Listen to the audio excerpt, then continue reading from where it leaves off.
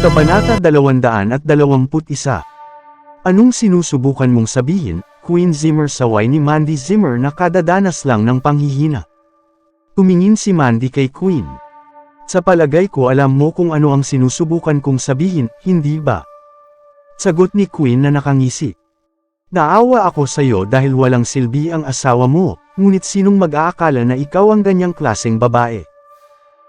Narinig kong hindi man lang nahawakan ng iyong asawa ang iyong kamay sa nakaraang 3 taon, duda ko ito sa una, ngunit ngayon ay medyo kumbinsido ako, dahil meron kang ibang karelasyon, kinutya ni Queen si Mandy.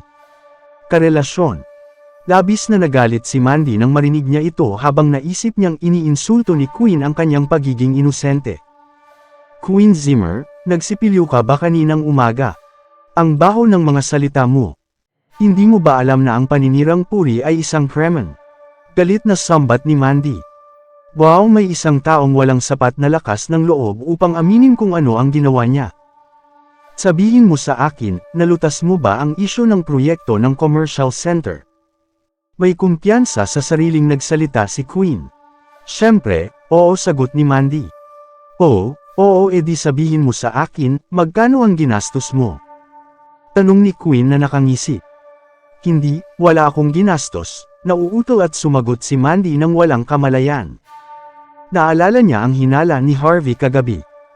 Hindi alintana ang hinala, ang katotohanan na ang problema ay talagang nalutas at ang progreso ay bumalik sa dati. Wala kang gastos. Gumamit ka ba ng hindi pangkaraniwang paraan? Nang akusa si Queen. Mandy, si Coffee Chad ay kilalang thug, sinasabi mong naayos mo ang isyu ng hindi gumagamit ng pera. Nagbibiro ka siguro? Tanong ni Zack Zimmer na naguguluhan din siya sa kung gaano katapang ang sagot ni Mandy. Bumaba ang tingin niya sa kanya at iniisip na hindi niya ito malulutas nang hindi ibinebenta ang kanyang katawan. Sa sandaling iyon, naisip ni Zack na si Mandy ay pok-pok na mababa ang lipad at kaya niyang magpanggap na walang nangyari sa pagitan nila ni Coffee. Kawawa si Harvey York dahil niloloko lang siya. Kabanata 222. Mandy Zimmer, mas mabuting sabihin mo sa akin ang lahat kaagad. Utos ni Senior Zimmer habang hinahampas ang lamesa. Sa sandaling iyon, sumulyap si Mandy kina Queen Zimmer at Zack Zimmer, sigurado siyang may nangyari bago siya dumating, malamang na dahil sa ginawa ni Zack, dahil kung hindi ay hindi siya bibigyan ng malamig na pag-uugali ni Senior Zimmer. Orihinal na pinaghihinalaan niya si Harvey York sa halip na si Zack, ngunit sa paghusga mula sa sitwasyon, tila na malamang na si Zack ang nagnanais na e-frame up siya. Lolo, nalutas ko na ang problema. Sagot ni Mandy habang naghahabol siya ng hangin, sinusubukang pakalmahin ang sarili. Alam namin na nalutas mo ito, ang nais naming malaman ay paano mo ito nalutas. Putol ni Queen. Hindi ka umalis sa bahay ni Coffee Chad kagabi, di ba? Mandy Zimmer, sasabihin ko sa iyo ito, ayos lang na ayaw mo nang makasama ang iyong walang silbing asawa, ayos lang din kung nais mo makahanap ng iba, ngunit maaari bang huwag mo man lang dungisan ang ating reputasyon? Hindi ba pwedeng makipaghiwalay ka muna bago maghanap ng iba? Ayos lang ba sa iyo na madungisan ang imahe ng ating pamilya, saway ni Zack?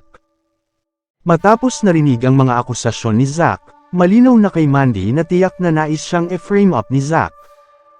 Marahil naisip niya na nalutas ni Mandy ang problema sa pamamagitan ng pakikipagtalik kay Coffee. Zack, saan mo napulot yan? Meron ka bang patunay? Nakauwi na ako sa bahay ng 8:00, ano ang mga kalokohang pinagsasabi mo? Kahit tanungin mo pa ang aking ina at si Cynthia kung gusto mo. Ipinagtanggol ni Mandy ang kanyang sarili. Sila. Kamag-anak mo sila, sa palagay mo ba, ganoon ako kabobo para maniwala ako sa kanila? Sumagot si Zack dahil hindi siya naniniwala na si Mandy ay nalutas ang problema na walang tinatamong pinsala dahil si Zack mismo ay hindi makakuha ng benepisyo mula kay Coffee. Gusto mo ng ibang patunay? Maaari mong tanungin ang mga kapitbahay, o suriin din ang mga security camera kung gusto mo. Zack, binalaan kita dapat meron kang katibayan para sa iyong mga salita. Patuloy na ipinagtanggol ni Mandy ang sarili. Natigilan si Zack nang makita kung gaano katapang si Mandy habang sumasagot. Maaari ba talagang pinakawalan siya ni Coffee, pero bakit? Ang tanging posibleng dahilan lamang para manatiling hindi masaktan si Mandy ay hindi talaga siya nakipagkita kay Covey. Inakala ni Zack na napakatalino niya na nahulaan niya ang nangyari kagabi. Abale, hindi ka man lang pumunta sa meeting ninyo. Di ba? Pinagsikapan kong asikasuhin ang inyong pagkikita, mas ayang lang ang aking pagsisikap. Galit na sigaw ni Zack kay Mandy. Zack, okay ka lang? Paano ko malulutas ang problema kung hindi ako nakipagkita sa kanya, sagot ni Mandy. Imposible. Imposible, nag-alinlangan si Zack. Sa lahat ng nangyari, naisip lamang ni Zack na ang dalawang lohikal na paliwanag, alinman kay Covey ay ginahasa si Mandy, o hindi dumalo si Mandy sa meeting. Maliban na lang kung si Covey ay may mga problema sa kanyang pagkalalaki. Marahil iyon ang dahilan kung bakit umuwi ng maaga si Mandy. Ngunit si Zack ay walang lakas ng loob upang sabihin iyon ng direkta dahil maaari siyang tadtarin ang buhay ni Covey para sa paninira sa kanya. Sapat na ang kalokohan, nais kong malaman kung papaano mo ito nalutas. Ngayon, si Senior Zimmer ay naiinip. Sa sandaling iyon, ang pinto ay nagbukas, si Tyson Woods ay pumasok na may tuwid na mukha, kasunod ang dalawang mga thugs na may hawak na lalaki na ang mukha ay natatakpan ng sako. Kinilabutan ang mga gulugad ng mga tao habang naalala nila kung ano ang nangyari kay Don Zander. Bagaman si Tyson ay isang thug, hindi maglalakas loob ang mga Zimmer na banggain siya dahil hindi siya ordinaryong thug. Kapatid na Tyson, anong nagdala sa iyo dito ngayon? Magalang na nagtanong si Senior Zimmer kay Tyson dahil ang edad ay hindi masyadong mahalaga pagdating sa katayuan sa lipunan. Bagaman si Senior Zimmer ay ang pinakamakapangyarihang tao sa mga Zimmer, alam pa rin niya na wala siya kung ikukumpara kay Tyson Woods. Bang! Hinampas ni Tyson ang lalaki sa mesa. Senior Zimmer, binigyan ko naman kayo ng kunting respeto diba?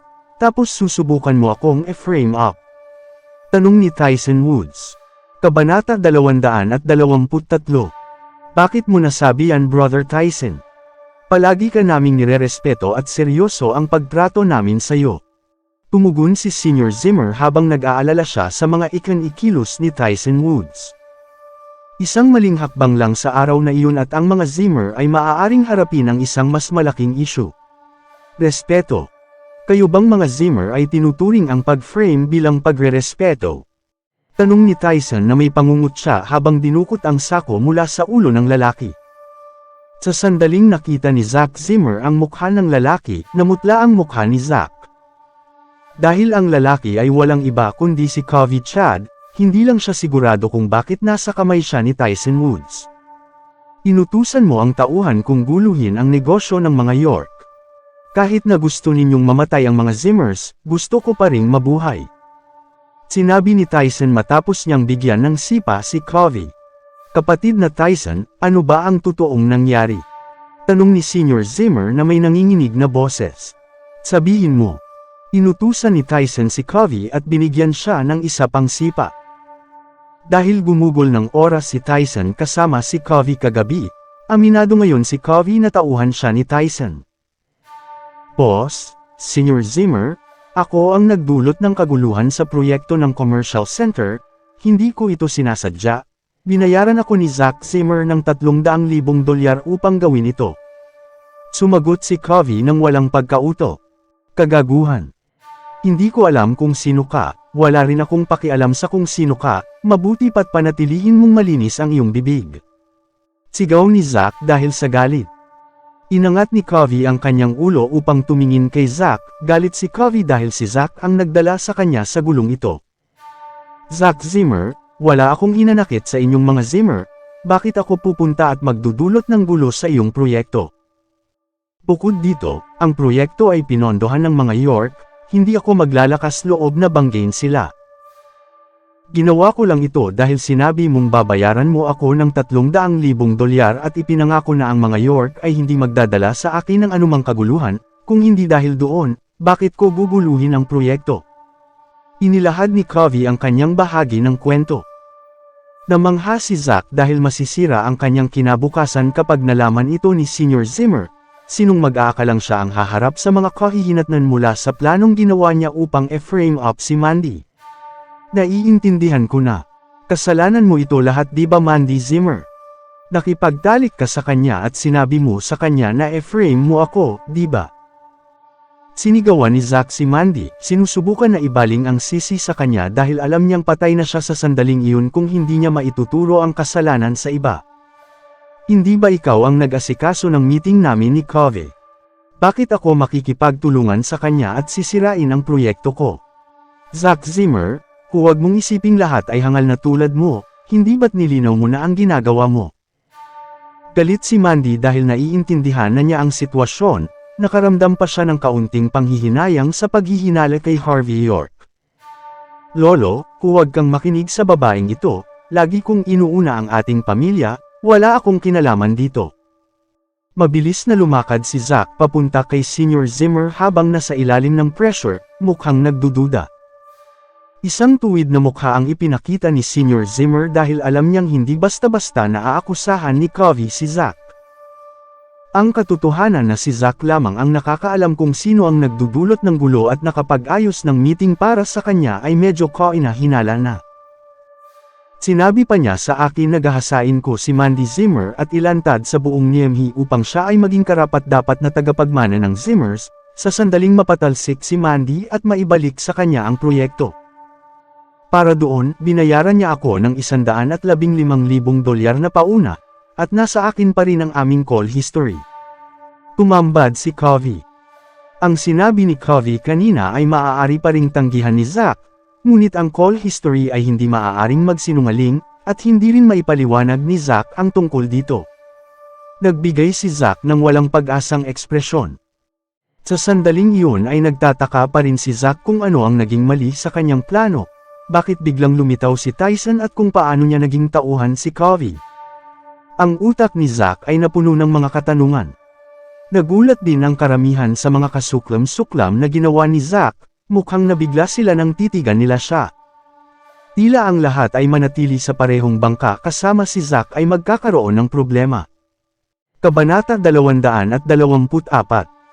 Zack Zimmer, paano mo nagawa ang kasuklam-suklam na ganitong bagay sa iyong sariling pamilya?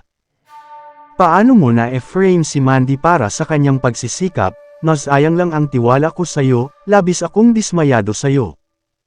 Ang karamihan ng tao ay nagbago ng kanilang paninindigan tulad ng dati. Lolo, wala itong kinalaman sa akin, wala akong alam. Mabilis na sinubukan ni Queen na linawin dahil alam niya na masasangkot siya sa gulo dahil siya ang nagsimula ng paksa. Dad, naniniwala akong nagkaroon ng hindi pagkakaintindihan si Zack, pakiusap ko huwag kang magalit sa kanya. Sa kabutihang palad walang seryosong nangyari, ako na ang bahala sa kanya pag-uwi namin sa bahay. Iling ni Sean Zimmer na nakakunot ang noo dahil alam niyang nasa delikadong sitwasyon sila at ang kanyang anak kung talagang papatalsikin sila sa pamilya. Si Senior Zimmer ay nagpakita ng blankong pagmumukha dahil hindi rin siya sigurado kung paano niya dapat ayusin ang hinaing. Alam niya na dapat niyang bigyan si Mandy ng isang solusyon o kung hindi man maramdaman ng ibang mga Zimmer na hindi ito makatarungan, ngunit hindi niya man lang mapilit ang sariling palayasin si Zack sa pamilya dahil sa isang babae dahil iniisip niya na ang mga kababaihan ay walang iba kundi ang mga talunan sa kapalaran. Ang isa pang bagay ay dapat niyang bigyan si Tyson ng isang solusyon dahil hindi kayang bayaran ng mga Zimmers ang panggugulo sa kanya. Gayunpaman, si Senior Zimmer ay medyo biased kay Zack dahil sa palagay niya na si Zack ay ang pinakakapakipakinabang na bata mula sa ikatlong henerasyon. Bagaman nakuha ni Mandy Zimmer ang maraming kita bilang profesional na membro mismo, hindi papayag si Senior Zimmer na ipasa ang negosyo ng pamilya sa kamay ni Mandy. Kinaway ni Senior Zimmer ang kanyang mga kamay upang sabihin sa mga Zimmer na huminto sa pananalita. Brother Tyson, naiintindihan ko na ang sitwasyon at humihingi ako ng tawad kung ang aking mga apo ay nagdulot ng abala sa iyo dahil sa kanilang hindi maayos na pag-uugali.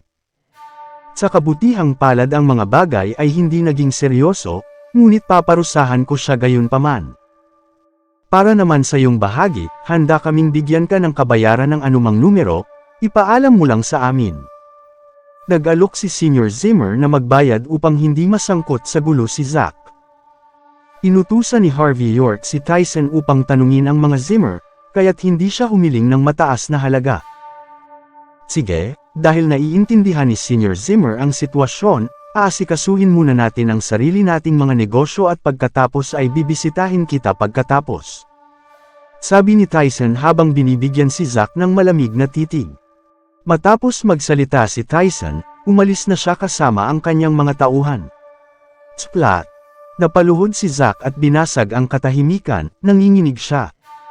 Ang iba pang mga Zimmer ay natatakot din na magbigay ng anumang mga puna dahil umaasa sila ngayon sa proyekto ni Mandy upang makapasok sa pinakamataas na lipunan ng klase. Sino ang makakaalam na gagawa si Zack ng bagay na tulad nito upang masira ito? Matapos ang ganitong pangyayari, kakailanganin ni Senior Zimmer na parusahan si Zack kahit gaano niya siya gusto kampihan. Kayong mga bata, bakit hindi ba pwedeng magkaisa na lang kayo? Sinabi ni Senior Zimmer na may pagod na ekspresyon. Mandy, dahil nais kang e-frame ni Zack, ikaw na ang bahala sa parusa. Nag-alok si Senior Zimmer.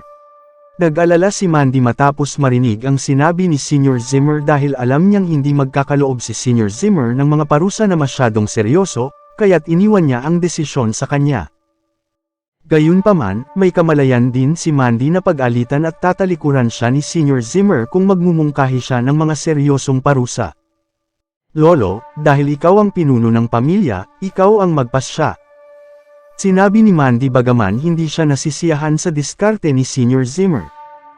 Paano mo gugustuhin kung ayusin ito, dahil pareho ko kayong mga apo ko? Bumuntong hininga si Senior Zimmer. Zack, bawal kang magtrabaho simula ngayon, at ititigil ko ang 6 na buwan ng iyong sweldo, hanggang sa mapagtanto mo kung ano ang nagawa mong mali. Sinadyang nagmukhang naaawa si Senior Zimmer. Napayuko si Zack, ngunit nakangisi siya sa sandaling iyon. Kabanata 225. Si Zack Zimmer ay halos humagalpak sa tuwa sa sandaling iyon. Dahil inakala niya nahaharap siya sa mga seryosong parusa, ngunit tila iniligtas siya muli ni Senior Zimmer. Sa paghusga mula sa sitwasyon, ang posisyon ni Zack Zimmer ay mananatiling hindi matitinag. Gaga ka Mandy, akala mo ba talaga, kaya mo akong banggain? Sumpa ni Zack kay Mandy Zimmer sa iniisip niya. Lolo, napagtanto ko ang aking mga pagkakamali, magtatagal ako upang pagnilayan ang aking sarili, at pagkatapos ay babalik ako upang matulungan ang ating pamilya. Sinabi ni Zack habang sadyang nagmukhang nanghihinayang. Masaya ako't ganito na ang iyong pag-iisip, Zack. Uri ni Senior Zimmer. Hindi ko pinahihintulutang may makakaalam na iba tungkol sa mga impormasyong nakalap ngayong araw. Kung may nahanap akong nagsasalita tungkol dito sa labas, magsasagawa ako ng maagarang aksyon sa inyong lahat. Banta ni Senior Zimmer habang mabilis na sumulyap sa karamihan. Si Senior Zimmer ay halatang pinapaboran si Zack nang walang anumang pagkubli. Naghabol ng hininga si Mandy, halos madurog ang kanyang mga ngipin habang siya'y galit na galit tungkol sa kung paano hinawakan ni Senior Zimmer ang sitwasyon. Pagkaalis ni Senior Zimmer, nagsimulang kausapin muli ng karamihan si Zack. Zack, sana maunawaan mo na hindi namin sinusubukang magsabi ng masama tungkol sa'yo, ayaw lang namin magalit lalo si Senior Zimmer. Tama iyan Zack, maaaring mas lumala kasi kung sinuportahan ka namin. Pakiusap huwag mo kaming sisihin para doon. Ang karamihan sa mga tao ay muling nagbago ng kanilang paninindigan. Pagkatapos ay kumaway si Zack sa karamihan na nakangisi. Mandy, sinuwerte ka lang sa pagkakataong ito, ngunit hindi ka magiging swerte habang buhay. Malinaw na mas pinapaboran ako ni Lolo, at iyon ang katotohanan. Siguradong galit na galit ka na ngayon, ano nga ba ang masasabi ko? Nagpapasalamat ako't lalaki ako, nakikita mo ba ang pagkakaiba sa pagitan natin? Gaano ka ba katanga para isipin na maaari mo talaga akong labanan? Ikaw ay isang maliit na manager ng proyekto lamang, alalahanin mo yan. Tinutya ni Zack si Mandy na may nakakainis na tono. Gayunpaman, kailangang pigilan ni Mandy ang kanyang emosyon sa sandaling iyon kahit na talagang nais niyang sampalan si Zack sa puntong iyon. Mandy, hindi mo napagtanto na ikaw ay walang iba kundi isang pyesa sa aming mga Zimmer. Kung hindi dahil sa pamumuhunan ng mga York, wala ka ring awtoridad para manatili dito ngayon. Umalis ka na at bumalik ka sa iyong maliit na kumpanya ng advertising. Dapat malaman ng mga kababaihan ang kanilang lugar, kung hinihiling niyang igalang siya, dapat na siya ay nagpakasal sa mas mabuting tao. Mula sa sandaling nagpakasal ka sa walang kwentang basurang iyon, ang posisyon mo sa ating pamilya ay naibagsak lamang sa puntong mas mataas ng kaunti kaysa sa ating aso. Si Queen Zimmer ay sadyang lumakad palapit kay Mandy at kinut siya ng may nagpapahiyang tono habang hawak pa rin niya ang hinaing sa pag-uugali ni Mandy Zimmer kanina. Wala nang ibang nagawa si Mandy maliban sa pagsulyap mula sa kanila ng sandali bago umalis. Sinabi ni Mandy sa kanyang sarili para matalo ang mga taong iyon, kailangan niyang maging mas masipag at patunayan sa mga Zimmer na siya ay mas mahusay kaysa sa kanila. Kailangan niyang hayaan ang Zimmer na kilalanin ang kanyang kontribusyon at makita siya bilang hindi maaaring palitan ng asset. Matapos lumabas si Mandy palabas ng Villa Zimmer, hindi niya namalayang inilabas niya ang kanyang phone at nais na tawagan si Harvey York, ngunit huminto muna siya bago siya tumawag sa kanyang numero. Naisip niya ang tungkol sa paghihinala niya kay Harvey kagabi at naawa siya sa kanya. Pati na rin ang labis na pakiramdam niyang kinokontak niya lang si Harvey kapag may problema siya. Sa wakas, hindi tumawag si Mandy at bumalik sa kanyang kagawaran ng proyekto na may masamang pakiramdam. Nang gabing iyon, umuwi si Harvey. Nakakakilabot ang kapaligiran, sina Lillian Yates at Mandy ay nakaupo sa madilim na sala. Mandy, hindi ba't naayos mo na ang issue? Hindi ka ba pinuri ni Lolo? Tanong ni Harvey dahil sa pagkalito. Sagot ni Mandy na may tunog. Papuri, dinala ni Tyson Woods si Covey Chad sa eksena ngayon upang ilantad si Zack, ngunit pinuprotektahan pa rin siya ni Senior Zimmer mula sa mga seryosong parusa. Harvey, ikaw na walang kwentang basura, hindi kami maaapi ng mga tulad nila kung hindi ka lang pinakasalan ni Mandy. Nakahanap pa rin ng paraan si Lillian Yates upang sisihin si Harvey sa nangyari.